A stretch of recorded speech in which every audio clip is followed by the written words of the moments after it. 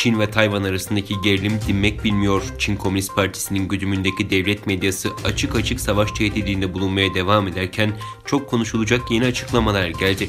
Çin merkezli Global Times, Çin ordusunu alarma geçirdi ve her an savaşmaya hazır olun emri verdi.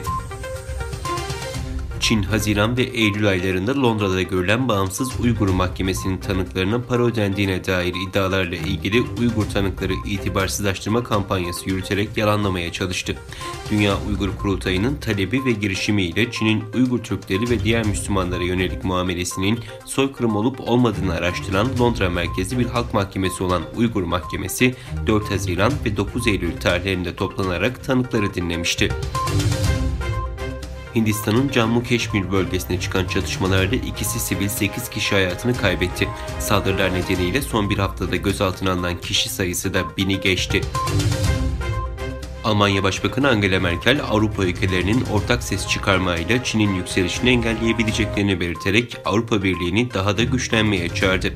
Reuters'ın haberine göre Almanya Başbakanı Angela Merkel bu açıklamaları İspanya'da bir ödül töreninde yaptı. Kazakistan'ın Almatı eyaleti bölgesinde yer alan Balkaş Gölü'nün güneyinde özel sefer yapan Kasna 182 tipi hafif motorlu uçağın kalkış sırasında düştüğü bildirildi. Olayda yaralanan veya ölen olmadığı, uçağınsa tamamen kullanılamaz hale geldiği kaydedildi. Diğer yandan Almanya'nın Baden-Württemberg eyaletinde helikopterin düşmesi sonucu ilk belirlemelere göre 3 kişi hayatını kaybetti. Venezuela'da hükümet Norveç'in arabuluculuğunda muhalefet temsilcileriyle 13 Ağustos'tan bu yana devam ettiği müzakerelerden Venezuelalı iş adamı Alex Saab'ın ABD'ye iade edilmesi üzerine çekildi.